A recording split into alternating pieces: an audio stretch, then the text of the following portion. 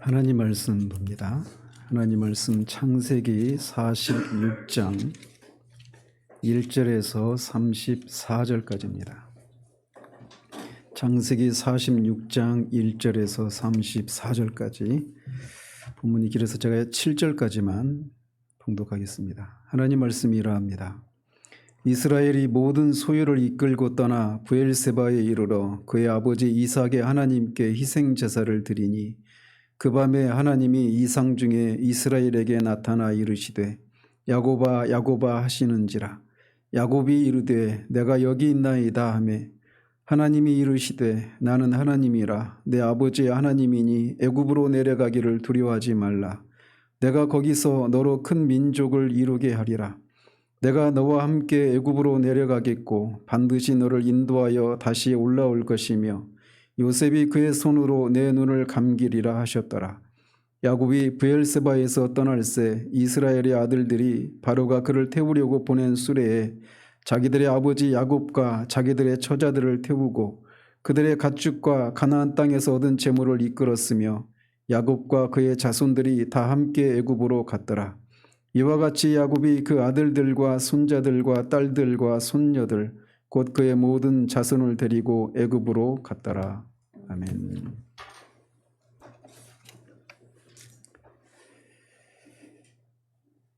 지난주에는 요셉이 드디어 형제들에게 자신의 정체를 밝히고 진정한 의미의 그런 상봉을 하는 장면과 또 그것에 대한 소식을 들은 바로가 야곱의 가족들을 애굽으로 초청하는 장면, 그리고 이 요셉에 대한 그런 소식을 들은 야곱이 기뻐하는 그런 장면들까지 살펴봤습니다.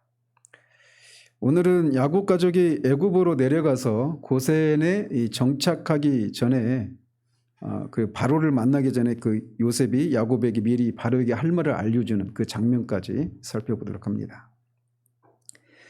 사실 제가 오늘 본문을 다 읽지는 않았지만 오늘 본문은 다른 장들에 비하면 요셉의 이야기와 관련된 그런 다른 장들과 비교하자면 그렇게 극적인 장면이라고 할 수 있는 내용이 나오지를 않습니다. 특별히 8절에서 27절까지는 사람들의 이름만 나오고 있는 그런 상황이란 말이죠. 사실상 요셉 이야기의 핵심이라고 할 수 있는 장은 지난주에 살폈던 45장입니다.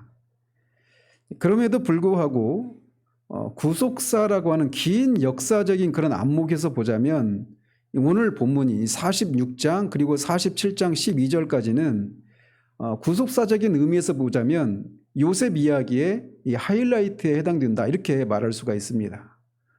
왜냐하면 여기 오늘 본문에서 비로소 이제 야곱 가족이 애굽으로 내려가고 이 고센 땅에 정착을 하는 일이 있거든요.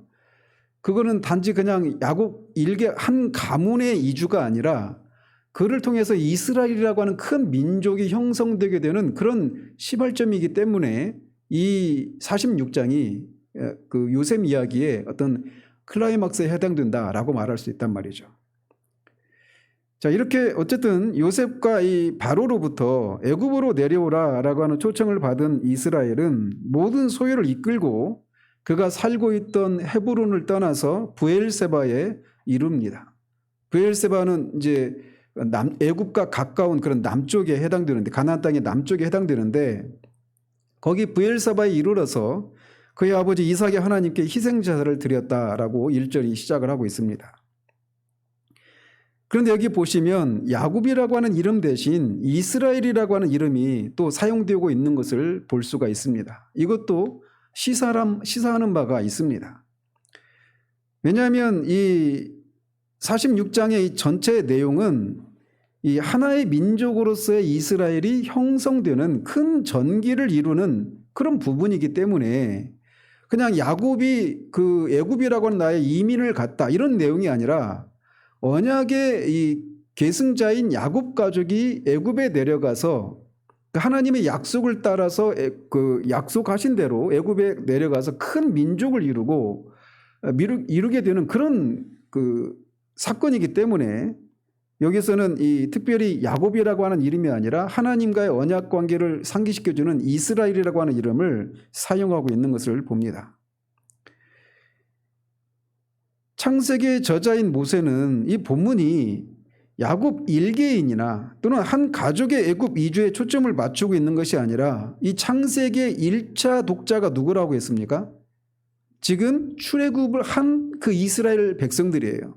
그들에게 왜 자신의 조상들이 애굽에 내려왔는지, 그리고 우리들은 왜 애굽에 좀 잘 살고 있는 우리가 왜 또 가나안 땅으로 굳이 가야만 하는지, 이런 얘기를 해줄 필요가 있었던 것입니다. 그래서 그런 것들을 설명하기 위해서 야곱이라고 하는 이름 대신에 이스라엘이라고 하는 이름을 사용해서 기록을 하고 있는 겁니다. 자, 특히 1절에 보면 그가 모든 소유를 이끌고 떠났다 이렇게 말을 하고 있는데, 여기서 떠났다라고 하는 단어가 원래는 기둥을 뽑다라고 하는 단어에서 유래한 파생된 그런 단어입니다. 즉 유목민들이 고정된 그런 집을 짓고 사는 것이 아니라 장막을 짓고 목초지를 따라서 이렇게 옮겨가는 생활을 했지 않습니까?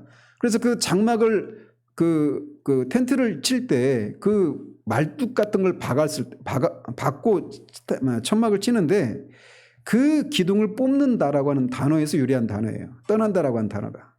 그러니까 이 야곱이, 이 얘기는 무슨 얘기냐? 야곱이 헤브론에 정착하고는 있었지만 거기에서 어떤 집을 짓고 살았던 것이 아니라 장막 생활을 하고 있었다라고 하는 것을 말해주고 있는 겁니다. 이건 단순히 유추하는 것이 아니라 히브리서 11장에서 그들의 행적에 대해서 그렇게 말을 하고 있는 거예요. 아브라함이나 이삭이나 야곱이 우리가 살펴왔던 것처럼 거부였습니다. 아브라함은 최소한 2,000명 정도 되는 그런 가족들을 거느린 일종의 어떤 조그만 족장, 부족장이라고 말씀드리지 않았습니까? 그럴 정도로 큰 거부였단 말이에요. 이삭도 마찬가지였고 야곱도 큰 거부였습니다. 돈이 없어서 집을 짓지 않은 것이 아니라 히브리서 기자에 의하면 그들이 본향을 사모하는 것 때문에, 그래서 자신들은 이 땅에서는 나그네다라고 하는 그 인식을 가지고 본향을 사모하는 사람으로서, 나그네로서 그렇게 장막 생활을 했다라고 히브리서에서 말을 하고 있단 말이죠. 그래서 뒤에 이제 다음 주에 더 상세히 살펴보겠지만 47장 9절에서 바로 앞에 섰을 때 자신의 삶의 여정을 그때가 130세 때였는데 나그네 길의 세월이었다 이렇게 얘기를 한단 말이에요. 그래서 이 떠났다라고 하는 단어에서도 그런 것을 유추해 볼 수 있는 것입니다. 한편 이 야곱이 살고 있었던 헤브론에서 브엘세바까지는 거리가 한 50km 정도 되는 거리라고 합니다. 그런데 그곳에 이 브엘세바에서 이 야곱이 잠시 멈췄다가 거기서 자기 아버지 이삭이 하나님께 희생 제사를 드렸는데, 이 브엘세바라고 하는 장소가 굉장히 의미가 있는 그런 장소입니다. 아브라함과 이삭이 블레셋 사람 아비멜렉과 조약을 맺었던 장소가 브엘세바입니다. 그리고 그곳에서 또 하나님께서 그들에게 나타나셔서, 그들이 거기서 하나님께 제단을 쌓았는데 그때 제단을 쌓았을 때 하나님이 그들에게 나타나셔서 가나안 땅에 대한 약속, 그리고 많은 후손을 주셔서 큰 민족을 이루게 하겠다라고 하는 그런 약속을 받았던 곳이 브엘세바입니다. 그래서 우리가 수요 기도 때도 이 브엘세바에 가지 말라 이런 얘기를 하면 말씀을 드리면서도 그 의미를 말씀드리지 않았습니까? 이렇게 신앙적인 어떤 유적지와 같은 그런 곳이 브엘세바예요. 그래서 야곱은 하나님께서 자신과 자신의 후손에게 주시겠다고 약속하셨던 가나안 땅을 떠나면서 그런 신앙의 그런 유래가 있는 브엘세바에 들러서 야곱으로서는 가나안 땅에서의 마지막으로 하나님께 제사를 드리는 겁니다. 그럼 이제 다시 가나안 땅에 돌아오지 못하니까 말이에요. 살아 생전에. 자, 한편 야곱이 이렇게 브엘세바에 들렀던 이유가 말씀드린 것처럼 그의 조상들이 하나님과 깊은 그런 어떤 관계가 있는 그런 곳이었기 때문에 그렇게 브엘세바에 들러서 하나님께 희생자들을 드린 것과 마찬가지로, 특별히 이 창세기 저자인 모세가 이 부분에서 이 브엘세바에 있었던 사건을 언급하고 있는 것은 그의 1차 독자들인 이 출애굽한 이스라엘 백성들로 하여금 가나안 땅에 대한 그런 향수를 느끼게 하고자 하는 그런 목적도 있거니와, 또 하나는 무엇보다도 이 브엘세바에서 자신들의 조상들에게 나타나셨던 하나님의 임재를 경험하고자 하는 그런 마음을 불러일으키기 위해서도 이런 얘기를 하는 것입니다. 그래서 우리가 뭐 성지순례를 간다 이런 얘기를 표현을 하잖아요. 그러니까 성지라고 하는 것은 사실 정확한 명칭은 아니죠. 하나님이 계신 곳, 거기가 다 성지이고, 우리가 믿는 사람들은 다 그 안에 성령 하나님을 모시고 있기 때문에 우리가 가는 곳이 다 성지입니다. 그렇기 때문에 굳이 성지순례라고 하는 이런 용어를 써서는 정확한 명칭은 아닌데, 어쨌든 알고는 쓰자라는 겁니다. 많이 쓰니까 제가 굳이 쓰자면, 그렇게 성지순례를 하는 목적도 그런 거잖아요. 우리의 신앙의 그런 조상들이 그런 그 기독교 역사상 어떤 일들이 있었던 그런 신앙의 유적지들, 이런 것들을 돌아보면서 다시금 그들이 만났던 하나님을 만나고자 하는 그런 마음들을 우리가 이렇게 품잖아요. 그런 의미도 있는 것이죠. 특히 이 창세기 저자인 모세가 야곱이 희생제사를 드린 것을 언급하면서 그냥 단순히 그가 하나님께 희생제사를 드렸다 이렇게 말하지 않고 그의 아버지 이삭이 하나님께 희생제사를 드렸다라고 말하고 있는 것도 우리가 주목할 필요가 있습니다. 이것은 마치 그 앞에 26장에서 이삭도 브엘세바에서 하나님께 제사를 드렸는데, 그때 하나님이 이삭에게 나타나셔서 나는 네 아버지 아브라함의 하나님이다 이렇게 나타나셨습니다. 그러면서 네 아버지 아브라함에게 했던 그 약속을 내가 너한테도 한다라고 하면서 가나안 땅에 대한 약속과 큰 민족에 대한 약속을 다시 이삭에게도 해주시는 거예요.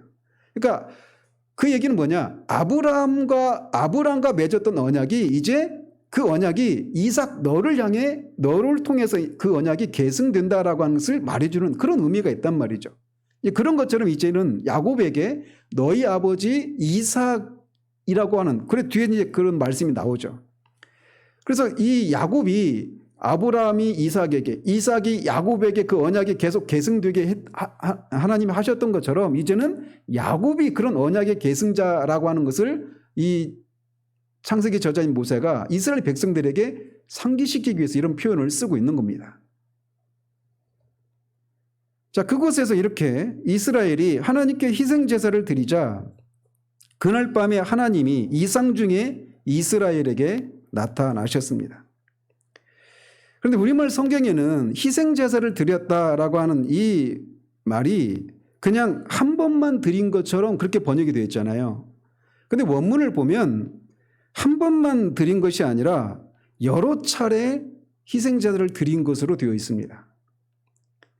그 얘기는 뭐냐? 야곱이 하나님께서 이 자신이 애굽으로 향하는 이 길에 대해서 하나님의 뜻이 무엇인가를 반드시 알고자 하는 그런 기대와 그런 간절한 소망을 담아서 하나님의 임재가 나타나기를 소망하면서 그렇게 여러 차례 그렇게 제사를 드렸다라고 하는 것입니다. 그리고 그날 밤에 하나님께서 이상 중에 나타나셔서 그 말씀을 해 주신 거예요. 이것을 통해 알 수 있듯이 하나님은 그를 찾는 자들에게 그분의 임재를 드러내시는 살아계신 하나님이시고 신실하신 분이심을 우리가 알 수가 있습니다. 우리는 만들어내는 신을 섬기는 것이 아닙니다. 철학자들이 만들어낸 신이라면 모름지기 이런 존재여야 돼라고 하는, 그리고 우리가 섬기는 신이 이런 정도의 신은 되어야 돼라고 하면서 우리의 소망을 투영해서 만들어낸 그런 신을 섬기는 게 아니에요. 이렇게 하나님을 찾는 자들에게 반드시 응답하시고 나타나시는 살아계신 하나님을 우리는 섬기고 있단 말이죠. 그래서 한 사람이 구원을 받을 때 정도의 차이는 있지만 말로만 들었던 하나님의 임재와 존재를 느끼는 것으로부터 한 사람의 구원이 시작이 됩니다. 하나님에 대해서 어려서부터 교회를 다닌 사람이든 아니면 뭐 나이가 들어서 교회를 다닌 사람이든 간에 교회를 다니면서 하루에 뭐 예배를 가면 하나님이라는 용어를 뭐 수십 번, 수백 번은 듣죠. 그런데 그렇게 들었던 하나님의 그 임재를 느끼기 시작하는 것으로부터 한 사람의 구원이 시작이 되는 거예요. 그냥 여전히 하나님은 멀리 있는 그냥 상상 속에, 내 머릿속에, 관념 속에만 머물러 있었던 그 하나님이 살아계신 분이라고 하는 그런 인격체시라고 하는 것을 그냥 그 사람이 정도의 차이는 있지만 그거를 느끼는 겁니다. 그리고 그 하나님 앞에서 자신이 누구인가를 알게 되는 거예요. 사람은 내가 누구인가라고 하는 것을 아는 방식은 혼자서는 내가 누구인가를 알 수가 없습니다. 나와 마주서는 어떤 존재가 있어야만 그 존재 앞에서 내가 누구인가가 비로소 드러나는 거예요. 그래서 청년 때 이렇게 청년 때 신앙을 우리가 믿지 말라 이런 얘기를 하잖아요. 왜 그러냐면 결혼하고 보면 결혼해서 두 사람이 이제 막 뒤지고 볶고하는 이런 과정을 통해서 그 사람이 실체가 드러나거든요. 그래서 청년 때는 뭐 하나님을 위해서 다 할 것 같고 막 그렇게 할 것 같은데 결혼하면은 그 신앙이 점점 이렇게 식어져가는 그런 모습들을 이렇게 보면서 그런 얘기를 하잖아요. 어쨌든 우리는 내가 누구인가를 알 수 있는 방식은 나와 마주서는 어떤 존재 앞에서 내가 누군가를 알 수 있는 거예요. 근데 성경에서 끊임없이 교회를 가면 우리는 죄인이고 뭐 하나님의 심판을 받아 마땅한 존재 이런 얘기를 귀에 못이 박히도록 듣습니다. 그러나 여전히 하나님이 그냥 관념 속에만 내 생각 속에만 머물러 있는 동안에는 내가 죄인이라는 사실들을 인정은 해요. 코피할 수 없는 그런 분명한 팩트들이 있으니까. 그런데 그 사실이 하나님 앞에서 내가 심판을 받아 마땅한 죄인이구나. 그래서 나는 그 심판에서 벗어나서 구원을 받아야 되는 그런 존재구나라고 하는 그런 인식을 가지지를 못해요. 여전히 하나님이 관념으로만 머물러 있는 동안에는.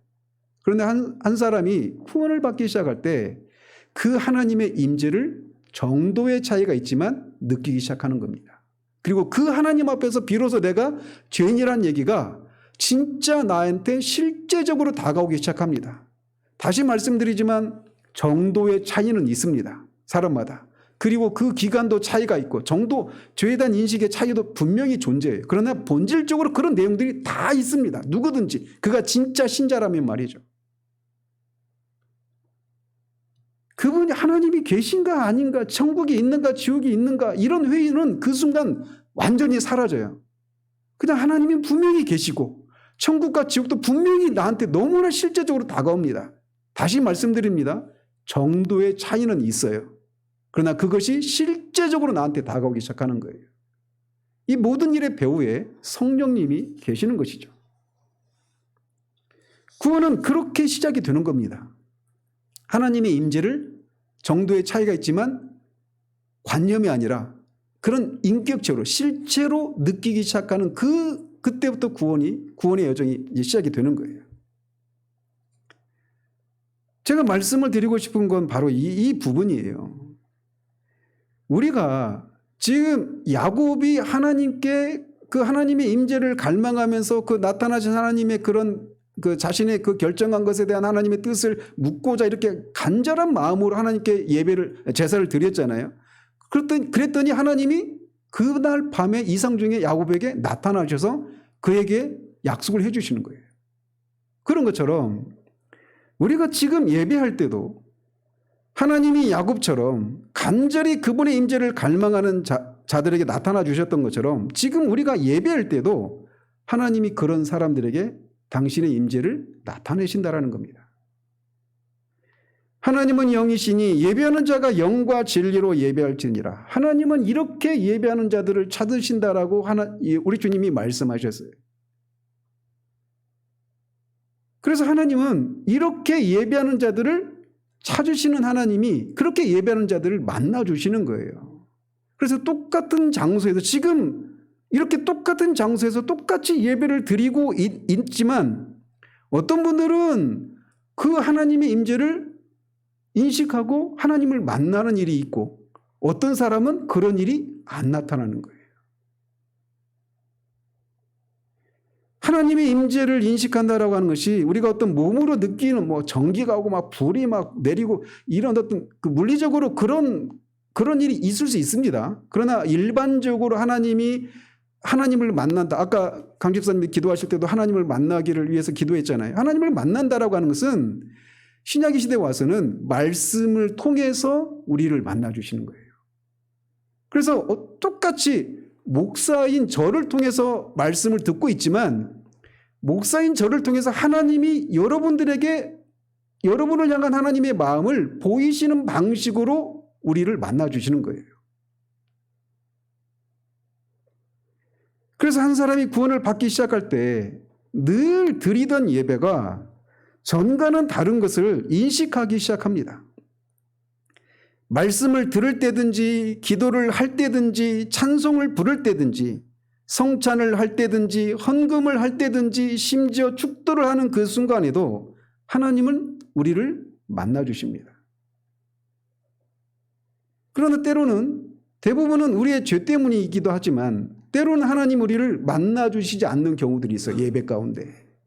그럴 때 예배 가운데 하나님을 만나는 것이 무엇인지를 아는 사람에게 예배 가운데 하나님 우리를 만나주시지 않는 것만큼 큰 고통이 없습니다.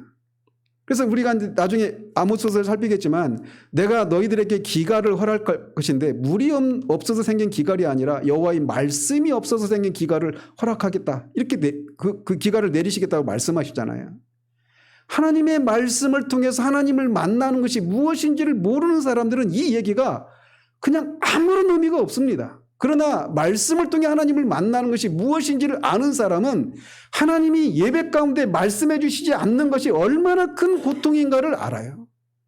그래서 그렇게 예배를 마치고 나면 마음에 말할 수 없는 공허함이 있고 상함이 있습니다. 그리고 설교자인 저는 그런 것을 보는 것만큼 큰 고통이 없어요. 그래서 거의 대부분 설교를 끝나고 나면 제 마음에 여러분들은 못 느끼시겠지만 설교자에게는 그런 고통이 있습니다. 쥐구멍이라도 들어가고 싶은 여러분이 그런 기대를 가지고 나왔는데 예배 가운데 아무런 일도 일어나지 않은 채 그냥 돌아가는 그런 모습을 보는 것 같이 고통스러운 게 없어요.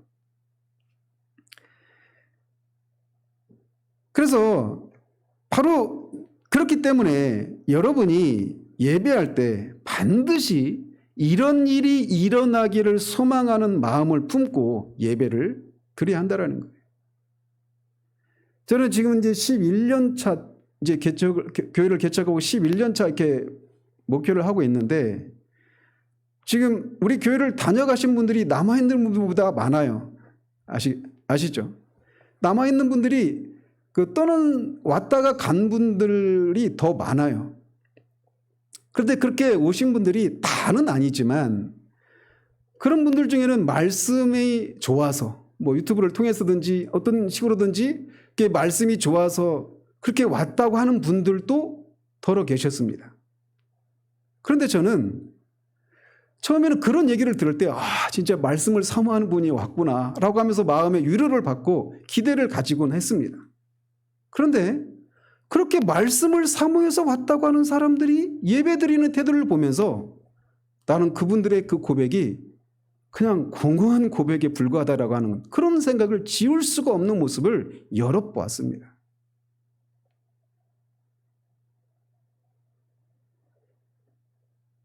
신앙생활에 있어서 가장 기본이라고 할 수 있는 예배를 소중히 여기지 않고 찬송이나 기도나 헌금이나 성찬이나 축도와 같은 모든 순서에 하나님을 만나고자 하는 간절함이 없이 참여하는 모습들을 보면서 그분들이 나한 말씀을 사모해서 왔다라고 하는 이런 고백이 얼마나 허구에 불과한가라고 하는 것을 여러 번 목격하게 됩니다. 지난주 오예부터 살폈던 것처럼 계시록 19장 5절에서도 말씀하고 있듯이 하나님의 종들 곧 하나님을 경외하는 자들 이렇게 말하고 있어서 하나님의 종들 즉 성도들을 어떻게 정의를 내리고 있느냐 하나님을 경외하는 사람들이라고 정의를 내리고 있어요. 성도는 성도에 대해서 여러 가지로 정의를 내릴 수 있는데 그 중에 하나가 하나님을 경외하는 사람들 이렇게 정의를 내리고 있단 말이죠. 성경이 제가 내린 게 아닙니다. 그러면 하나님을 보이지 않는 하나님을 우리가 어떻게 경외할까요? 경외한다라고 하는 것은 유세베이야 좋은 두려움입니다. good fear예요. 좋은 두려움이에요. 하나님을 존경한다라고 하나님을 경외한다 이런 경외한다라고 하는 것이 1차적으로는 하나님의 뜻에 순종하는 것으로 나타나겠죠. 하나님의 뜻에 순종하는 모습이 없는 하나님을 경외함, 이건 있을 수가 없죠. 그렇기 때문에 하나님의 뜻을 알고 하나님의 뜻에 순종하고자 한다면 하나님의 뜻을 알고자 하는 열심으로 나타나겠죠. 그러니까 말씀을 깨닫고 말씀을 배우려고 하는 열심으로 나타나는 것이 없이 나는 하나님을 경외합니다, 이렇게 말할 수가 없는 거예요. 마찬가지로 그 하나님을 만날 수 있는 은혜의 수단들인 예배나 기도나 예배 가운데 성찬이나 그런 찬송이나 헌금이나 심지어 축도 같은 이런 순서 하나하나에 대해서도 그런 것들을 존중히 여기고 그것을 통해서 하나님을 만나고자 하는 그런 간절함을 표하는 방식으로 나타나기 마련입니다. 피곤해서 졸 수 있죠. 그런데 대놓고 조는 거는 하나님을 경외하는 것과는 완전히 거리가 먼 모습이에요. 아무리 말씀을 사모해서 왔고 말씀이 좋아서 왔다고 해도 하나님을 경외하는 모습이 그런 것들을 통해 나타나지 않는다라면 그 사람은 하나님을 모르는 사람입니다. 아무리 내가 구원을 받았다고 말하고 하나님을 경외한다고 말하고 하나님을 찾고 말씀에 대한 갈급함이 있다고 말해도 하나님을 경외하는 사람들에게 나타나는 그런 모습들이 없다면 그 사람의 고백은 거짓입니다. 착각하는 거예요. 만약에 예전에는 그랬는데 지금 그렇지 않다라면 회개해야 됩니다. 목사한테 회개해야 되는 것이 아니라 하나님께 회개해야 돼요. 사무엘서에서 이 엘리 제사장에게 하나님이 경고하시잖아요. 나를 존중히 여기는 자를 내가 존중히 여기고 나를 멸시하는 자들을 하나님이 경멸하신다고 말씀하십니다. 그래서 비나스와 홈리가 또 엘리가 죽잖아요. 하나님이 마련하신 이런 은혜의 수단들, 이런 것들을 소홀히 여기고 존중히 여기지 않으면서 말씀을 사모하고 나는 구원받았고 나는 하나님을 만났고, 넌센스입니다. 절대 그런 일은 있을 수 없습니다. 이런 기본적인 것들을 통해서 하나님을 경외하는 것이 없는 사람은 자신의 고백에 대해서 진지하게 돌아봐야 합니다. 야곱은 간절함으로 하나님의 임재를 갈망해서 여러 차례 희생 제사를 드렸고 그의 기대에 따라 그날 밤에 하나님이 이상 중에 나타나셨습니다. 그리고 그를 야곱아라고 부르시자 야곱이 내가 여기 있나이다라고 대답을 합니다. 다시 한번 말씀드리지만 우리는 살아계신 하나님을 섬기는 사람들입니다. 바로 이렇게 야곱이 찾았더니 야곱을 만나주셨던 그 하나님을 섬기는 사람들이에요. 그리고 그 성경 속에 나타났던 그 인물들에게 하신 대로 하나님이 하시는 분이라고 하는 것을 아는 사람들이 참된 신자인 것이죠. 특히 여기서 하나님은 야곱을 이스라엘아라고 부르지 않고 영거푸, 두 번 영거푸, 야곱아 이렇게 부르고 있습니다. 그 얘기는 하나님이 야곱에게 야곱아, 나는 네가 이스라엘이라고 내가 너에게 이름을 지어주기 전에도 내가 너를 네가 야곱일 때도 알았다라고 하는 것을 말해주는 의미가 있습니다. 그리고 그래서 내가 너를 만났을 때 그때 주었던 이스라엘로 불려졌던 그때뿐만 아니라 그 전에도 너를 알았고 너와 함께했고 지금까지 함께했고 앞으로도 너와 함께할 것이다라고 하는 것을 이렇게 연거푸 야곱아 부르는 것을 통해서 말씀하고 계신 거예요. 그렇게 야곱이 내가 여기 있나이다라고 대답하자 하나님은 나는 하나님이라 내 아버지의 하나님이니 애굽으로 내려가는 것을 두려워하지 말라라고 하십니다. 이 말은 야곱이 비록 요셉과 바로의 초청을 받아서 애굽으로 내려가는 그런 길을 떠났지만 여전히 그의 마음 가운데 두려움이 있다라고 하는 것을 시사해주고 있는 겁니다. 두려워하지 않는데 하나님이 두려워하지 말라고 말씀하실 수 없잖아요. 한편 여기 나는 하나님이라 내 아버지의 하나님이니 라고 말할 때 그게 원문을 보면 나는 그 엘이니 네 아비의 엘로힘이다 이렇게 되어 있습니다. 그러니까 엘은 하나님의 이름이고 엘로힘은 엘의 복수형입니다. 엘이 하나님의 이름인데 그거는 하나님이 전능하신 분 또는 능력자 이런 의미가 있는 거예요. 엘로힘은 그거의 복수형이고 말이죠. 따라서 나는 네 아버지 엘로힘이다 이 얘기를 통해서 이렇게 야곱에게 말씀하셨다라는 얘기는 내가 너의 아버지와 함께했던 바로 그 능력자 하나님이다. 하나님이 나다. 이렇게 야곱에게 말해주고 있는 거예요.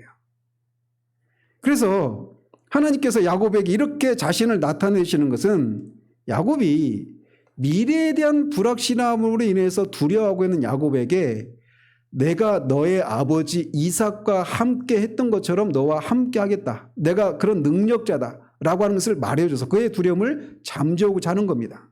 그리고 그래서 또 자신을 네 아버지의 하나님 이렇게 말씀하고 있어서 이삭을 돌보시던 그런 동일한 사랑으로 동일한 능력으로 야곱 너를 내가 돌보겠다라고 확신을 주시고 계신 거예요. 이렇게 제가 또 주목하고 싶은 것이 뭐냐면 야곱이 처한 상황을 하나님이 아시잖아요. 두려워하고 있단 말이에요. 근데 그 두려움을 아시고 하나님이 이렇게 자신을 나타내 주셔서 말씀해 주신다라는 겁니다. 그런 것처럼 예배를 드릴 때 그런 일들이 일어나는 거예요. 설교자인 저는 여러분들의 그 속사정을 속속들이 모릅니다. 속속들이 몰라요. 어떤 것 때문에 여러분이 염려하고 있고 근심하고 있고 두려워하고 있는지 그 문제들 다 몰라요. 다만 저는 말씀을 정해진 순서에 따라 말씀을 전할 따름입니다. 그런데 그 말씀을 들을 때 여러분들이 저 말씀이 하나님이 나한테 말씀해 주신다라고 하는 것을 알게 하신 방식으로 하나님이 여러분을 만나 주시는 거예요. 이런 일들이 일어났기 때문에 이미 무너져도 여러 번 무너졌을 그런 삶의 짐을 지고서도 우리가 지금까지 지내왔고 단지 그냥 겨우겨우 견디는 그런 삶이 아니라 무너져도 여러 번 무너질 법한 그런 삶을 넉넉히 지고 소망을 품고 지금까지 살아올 수 있는 것이 바로 이렇게 하나님이 우리를 만나주시고 우리에게 이렇게 말씀해 주시는 일이 있기 때문에 우리가 우리의 삶을 살아가는 거예요. 우리가 주일에도 그렇게 나오는 이유가 바로 이런 것 때문에 나온 것 아니겠습니까? 자, 야곱에게 두려워하지 말라라고 하신 하나님은 야곱의 마음속에 있는 두려움이 무엇인지를 아시고 이렇게 말씀하십니다. 내가 거기서, 즉 애굽이죠. 내가 거기서 너로 큰 민족을 이루게 하리라. 그리고 반드시 너를 인도하여 다시 올라올 것이다. 어디로 올라와요? 가나안으로.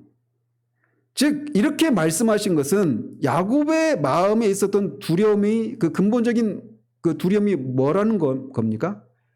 내가 이 가나안 땅을 떠나서 애굽으로 가면 가나안 땅을 하나님이 주시겠다고 했던 그 약속이 성취될 것인가?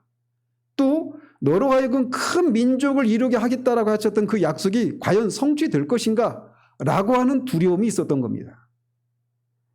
그래서 그것을 정확하게 아시고 이렇게 말씀하시는 거예요. 그리고 요셉이 야곱의 눈을 감길 것이다라고 하셔서 요셉이 야곱의 장례식을 치를 것이다라고 말씀하십니다. 그리고 이것을 이루기 위해서 하나님이 어떻게 하시겠다고 말씀하십니까? 내가 너와 함께 애굽으로 내려가겠다. 이렇게 말씀하시는 겁니다. 물론 하나님은 어디나 계시는 분이시기 때문에 애굽에 있던 요셉에게도 하나님이 함께 하셨잖아요. 그동안에는 하나님은 애굽에 계셨고 가나안 땅에는 안 계셨나요? 아니잖아요. 하나님은 어디나 계시기 때문에 어디나 하나님이 계시고 그래서 언제나 함께 하십니다. 그런데도 굳이 이렇게 애굽에 너와 함께 가겠다라고 하는 말씀을 통해서 두려워 떨고 있는 야곱의 마음을 강하게 하고 위로와 확신을 주고 계신 것이죠.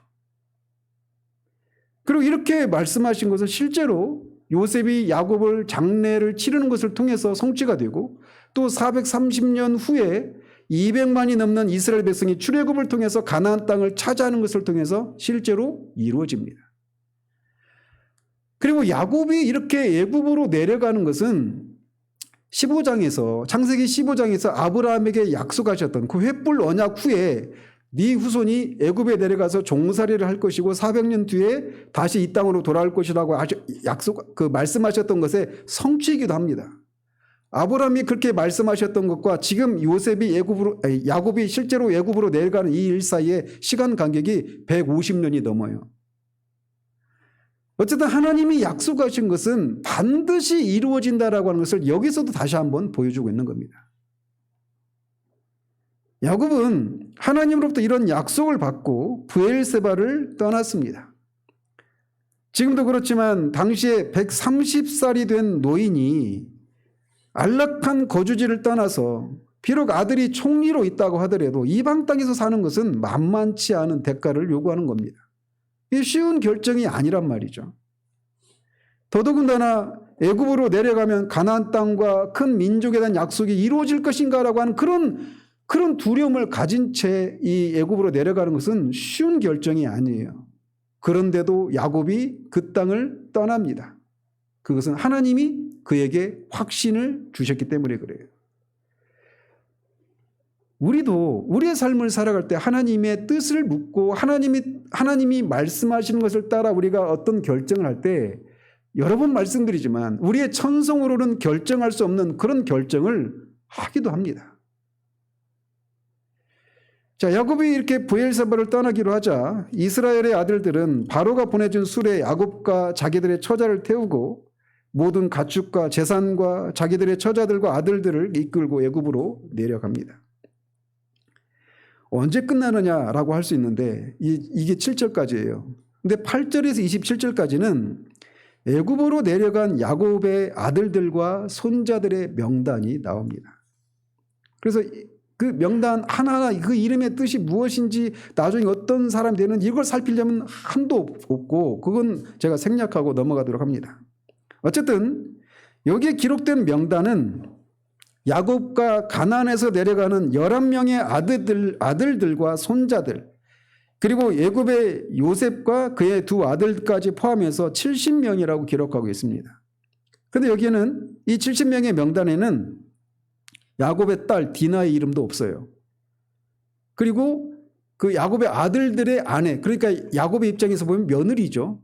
그리고 손자들도 있었으니까 그 손자 며느리들도 있었을 거란 말이에요. 근데 그런 사람들의 명단은 다 빠져 있습니다. 70명이 내려갔다고 하는 것도 여기에도 의미가 있어요. 어떤 의미가 있는지 뒤에서 말씀드릴게요. 자, 어쨌든 이 8절에서 27절까지 보면 애굽에 내려간 사람들의 명단은 다음과 같은 특징이 있습니다. 먼저는 이 명단이 모계별로 기록되어 있다는 겁니다. 그래서 레아를 통해서 낳은 아들들의 명단 그리고 그 레아의 시녀였던 이 실바를 통해서 낳은 아들들과 그의 아들들의 명단들 그 다음에 라헬을 통해서 낳았던 아들들의 명단 그 다음에 라헬의 그 시녀였던 비라를 통해서 낳은 아들들의 명단 이렇게 해서 70명이 내려갔다 이렇게 기록이 되어 있습니다. 자, 그러면서 이 명단은 단순히 한 가족의 명단이 아니라 이스라엘 12지파의 근간이 되는 야곱의 12 아들들의 명단이라고 하는 그런 의미가 있습니다. 그러니까 지파의 조상들의 명단이라는 것이죠. 그냥 그 야곱의 아들들의 명단 정도가 아니라 이 12아들이 이스라엘의 12지파가 된단 말이에요. 그 12지파의 아들 그 이름 명단이다. 이렇게 그런 의미가 있는 거고 또 하나 말씀드린 것처럼 실제로는 70명 이상이 내려갔는데도 의도적으로 70명으로 맞추어서 기록하고 있다는 겁니다. 70은 7 곱하기 10으로 이루어져 있습니다. 히브리어나 헬라어에는 숫자에 어떤 의미가 있어요. 그 숫자가 상징하는 의미가 있는데 7 곱하기 10으로 되어 있습니다. 10은 완전수, 충만수입니다. 그리고 7도 완전수인데 7은 또 어떻게 이루어졌느냐? 3 플러스 4로 이루어져 있어요. 3은 하나님의 숫자입니다. 신적인 수예요. 그리고 4는 그 네 생물, 요한계시록에서 나오는 네 생물처럼 4라고 하는 숫자는 땅, 세상 이걸 상징합니다. 그러니까 3 플러스 4 해서 7이 되는 거예요. 그래서 땅에 있는 이 70명의 명단이 나중에 이스라엘이라고 하는 큰 민족을 이루는 사람들의 명단이잖아요. 그 시합과 같은 그런 존재들이잖아요. 이스라엘 백성들은 구약의 하나님의 백성입니다. 하나님 나라의 백성이에요. 그런 것처럼 이 70명의 숫자가 상징하는 바는 신적인 그 하나님의 나라 백성의 숫자가 충만해질 것이라고 하는 것을 예언적으로 말해주고 있는 그런 숫자라는 것입니다. 그래서 이렇게 일부러 70이라고 하는 숫자로 이렇게 맞춰서 기록을 하고 있다. 이런 의미가 있는 거예요. 자, 한편 이렇게 애굽에 내려간 숫자는 겨우 70명에 불과했지만 430년 후에 출애굽할 때 그 숫자는 200만이 넘었습니다. 인류학자들에 의하면 70명이 430년 만에 200만 이상의 그 사람이 되려면 한 가정에 20명 이상씩 그 자녀들을 둬야 그 정도 숫자가 된다. 이런 추산을 하더라고요. 그러니까 창세기 1차 독자들이 볼 때 지금 자신들과 함께 막 그 출애굽한 이 백성의 숫자가 200만이 넘잖아요. 이 어마어마한 숫자의 처음 그 시작이 70명에 불과했다라고 하는 것을 들을 때 얼마나 경이롭게 생각했을까요? 더더군다나 이 출애굽하기 전에는 요셉을 알지 못하는 바로가 이 사람들을 핍박을 했잖아요. 고된 중노동에 시달리게 해서 자식을 가질 그런 기회를 못 가지게 한다든지 아니면 처음 그 아들들은 다 죽이도록 하는 이런 일을 했는데도 불구하고 이렇게 어마어마한 숫자를 이루어서 왔다. 이걸 통해서 그들이 알 수 있는 건 뭐냐? 우리가 70명에 불과했던 이 야곱의 일가가 200만이 넘는 큰 민족을 이룰 수 있었던 것은 하나님의 전적인 은혜였구나라고 하는 것을 알게 되었을 거라는 말이죠. 자, 그런데 한편 이 명단과 관련해서 한 가지만 살피자면 이 명단에 요셉과 그의 두 아들 에브라임과 므낫세의 이름이 올라 있다라는 사실입니다. 이것은 요셉이 다른 가족들보다 먼저 애굽에 내려갔지만 그거는 요셉 개인적인 차원이 아니라 하나님께서 이스라엘 자손을 애굽에 거하게 하시려고 하는 계획 가운데 이루어져 있는 일이라고 하는 것을 이 야곱 가족의 이 명단에 요셉과 그의 두 아들의 이름이 올라가 있는 것이 그런 의미가 하나가 있습니다.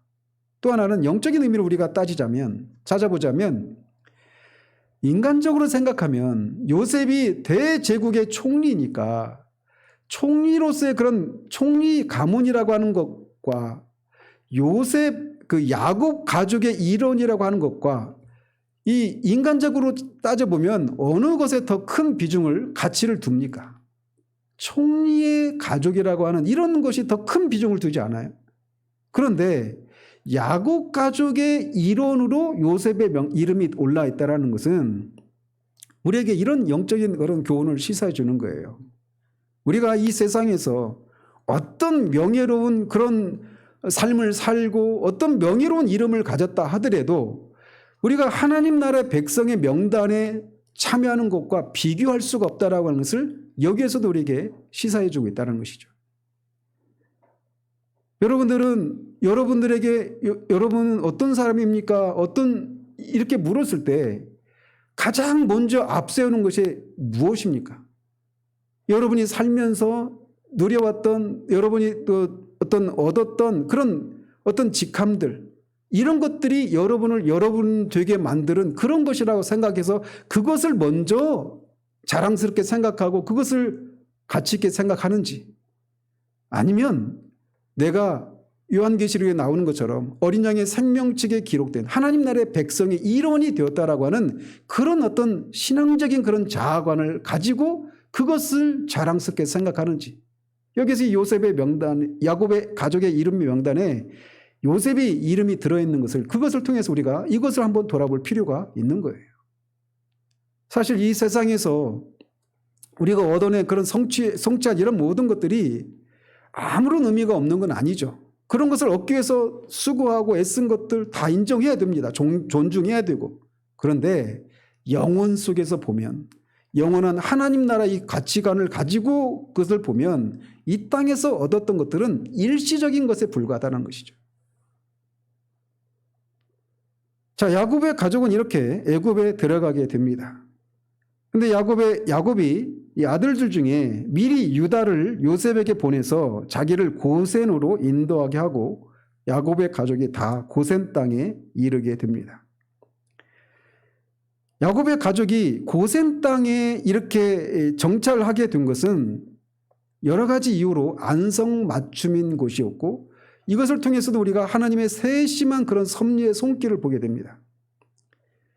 어떤 의미에서 야곱 가족이 고센 땅에 정착하는 것이 안성맞춤이라고 할 수 있는가? 첫째로 이들의 직업은 목자들입니다. 목축업을 하는 사람들이기 때문에 무엇보다도 물이 있어야 되고 목초지가 있어야 돼요. 근데 고센 땅은 나일강 하류에 위치해 있어서 목초지가 매우 풍성한 그런 땅이었다고 합니다. 그들의 생업과 관련해서도 이 고센 땅은 매우 안성맞춤인 땅이었어요.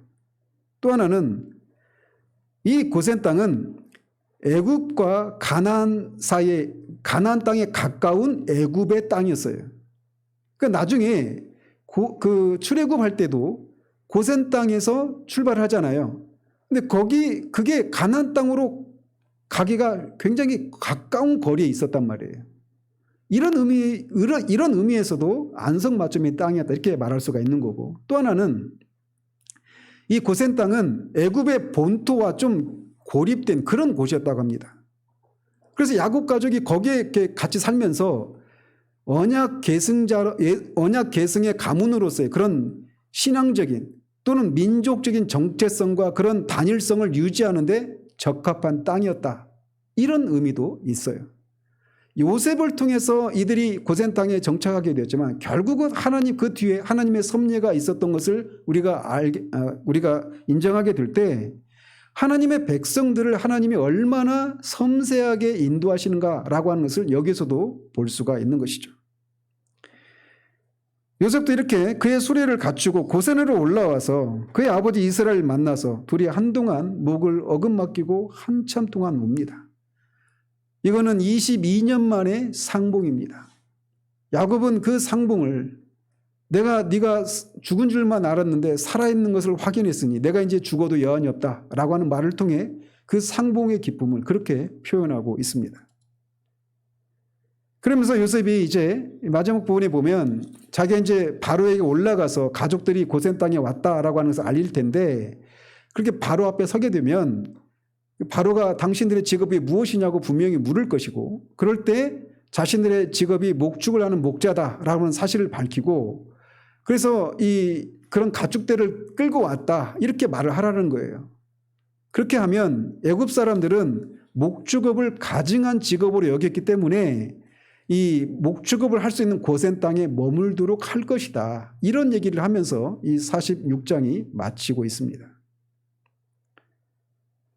자, 그래서 말씀을 마치면서 오늘 본문에서 이렇게 말하고 있는 것 다시 한번 이렇게 정리 차원에서 말씀을 드리면, 야곱이 이렇게 애굽에 내려갈 때 그는 그냥 독단적으로 행동하지 않고 하나님의 뜻을 묻고 출발을 하고 하나님으로부터 그런 가나안으로 반드시 오게 하실 것이라고 하는 그런 약속을 받고 떠났다라고 하는 것을 우리가 기억할 필요가 있어요.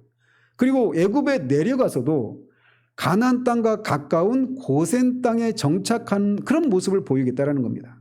그 얘기는 뭐냐? 이들이 비록 애굽으로 내려갔지만, 하나님의 인도하심을 따라 애굽으로 내려갔지만 그들의 마음엔 늘 하나님의 약속의 땅인 가나안이 그 마음을 차지하고 있었다는 거예요. 그리고 또 하나, 그렇게 애굽에 내려간 첫 세대인 70명의 이름을 상세하게 기록을 남기고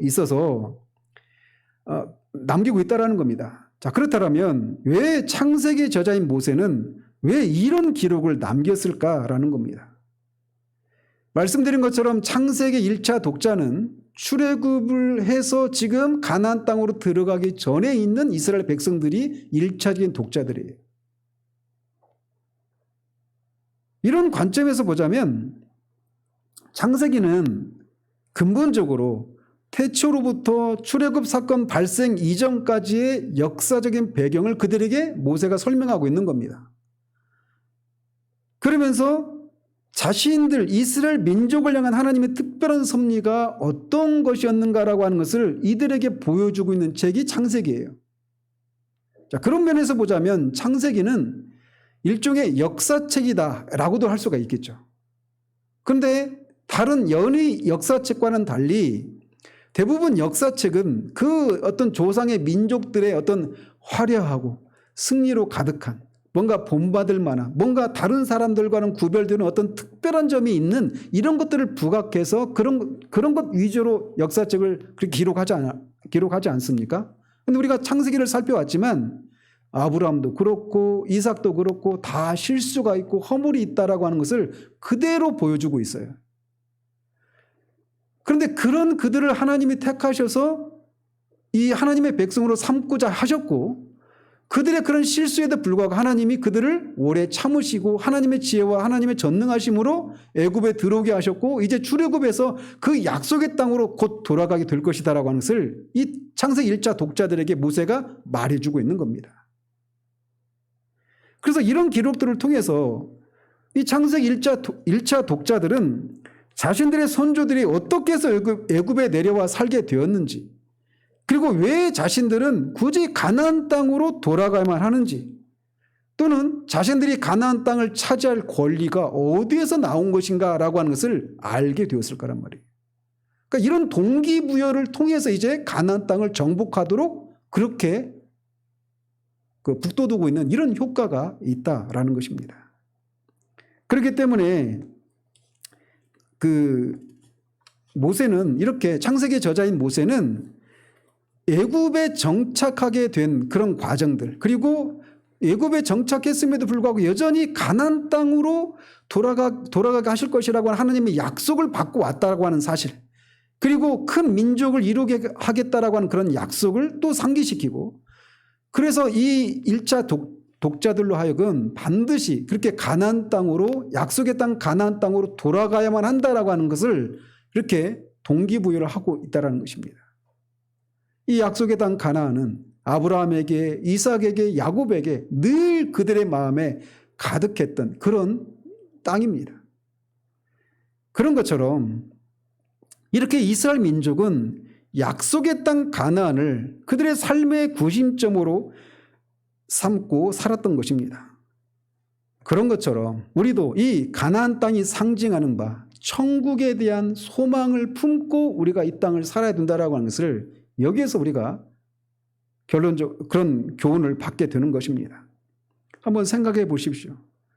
우리가 한 번밖에 없는 삶을 살아가는데 우리가 우리의 삶에 중심이 없는 삶을 살아가는 것만큼 허무하고 공허하기 짝이 없는 삶이 어디에 있습니까? 죽음이 가까이 올 때마다 인생의 허무함과 공허함은 더 짙게 드리우기 마련입니다. 열심을 내서 한평생을 살아왔는데 결국 남은 것은 연약한 육체와 내가 잘 나갔을 때 있었던 그런 화려했던 기억들만 남아있는 그런 인생을 우리가 그런 인생의 시점을 지나갈 때 더더욱 인생의 허무함과 공허함이 뼈저리게 느껴옵니다. 그 죽음이 우리에게 가까이 다가오지 않을 때는 그게 그냥 남 얘기고 먼 얘기로 들립니다. 그런데 죽음이 가까우면 가까울수록 그래서 인생을 살아갈 날이 얼마 남지 않았다라고 하는 것을 기억할 수밖에 없는 떨칠 수 없는 그런 상황에 처하게 될 때 우리는 우리 인생을 비로소 돌아봅니다. 내가 뭐 하면서 살았지? 내가 이 한평생을 뭐 했지? 집 한 칸이 있고 또 통장에 잔고가 있고 이런 삶을 살았다 하더라도 그게 지금 얼마 남지 않은 인생을 살 날이 얼마 남지 않은 나에게 무슨 의미가 있지? 인생의 그 허무함과 공허함에 대한 궁극적인 답이 되지 못하는 것을 그 시점에서 알게 됩니다. 잘 나갈 때 사람들이 자신에게 아부하고 평생을 같이 할 것 같았지만 다 떠나버린 현실들 앞에서 깊은 절망을 느끼게 됩니다. 그 인생의 허무함과 공허함을 뼈저리게 절절하게 기록하고 있는 성경이 어떤 성경입니까? 전도서예요. 여러분이 정말 진지하게 전도서를 읽어보시기 바랍니다. 헛되고 헛되고 헛되고 헛되니 모든 것이 헛되다라고 말합니다. 인생을 살아가면서 수없이 겪었던 부귀영화와 내가 하고 싶은 대로 다 살았던 그 삶을 다 살아봤지만 남은 거는 허무한 뿐이더라. 그러면 그게 인생의 전부인가? 다른 길이 있다라는 겁니다. 영혼을, 하나님이 우리에게 영혼을 사모하는 마음을 주셨기 때문에 우리에게는, 사람에게는 영혼이라고 하는 것이 있어서 이 세상의 것들로는 채워지지 않는 그 고귀한 영혼이 있는데, 그 고귀한 영혼은 하나님 안에서만 비로소 참된 만족과 참된 행복을, 참된 그런 기쁨을 누릴 수 있다라고 하는 것을 전도서 기자가 결론 부분에서 말을 하고 있는 거예요.